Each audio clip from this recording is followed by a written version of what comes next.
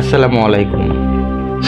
অনেকদিন খুলনার বাইরে যাওয়া হয় না, তো একটু মন চাচ্ছে একটু বাইরে কোথাও থেকে ঘুরে আসি। কোথায় যাব চিন্তা ভাবনা করে খুঁজে পাচ্ছি না, তো হঠাৎ করে পেলাম যশোর যাব। তো যে চিন্তা সেই কাজ, গো টু যশোর। বাসা থেকে রেডি হয়ে দ্রুত বের হলাম। সময় তখন দুপুর 1:36। বাসা থেকে রওনা দিলাম যশোরের উদ্দেশ্যে। 2:25।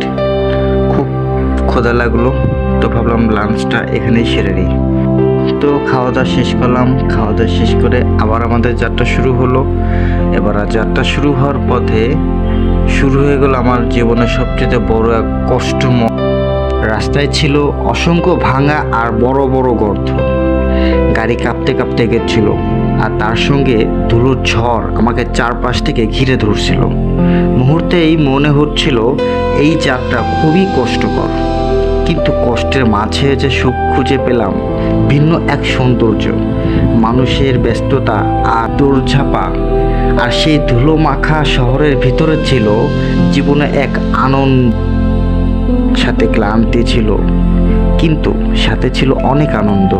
প্রতিটি মুহূর্ত বুঝতে পারছিলাম ভ্রমণ মানে আরাম নয়, বরং কষ্টের ভিতর দিয়েই অভিজ্ঞতা জমে ওঠে। এক কঠিন মুহূর্ত ছিল, আমাকে শিখিয়েছে প্রতিটি পথের কষ্ট আছে, কিন্তু সেই কষ্টের মাঝে লুকিয়ে থাকে সবচেয়ে সুন্দর মুহূর্ত আর স্মৃতি। ধন্যবাদ আমার ভিডিওটি দেখার জন্য। পাশে থাকবেন।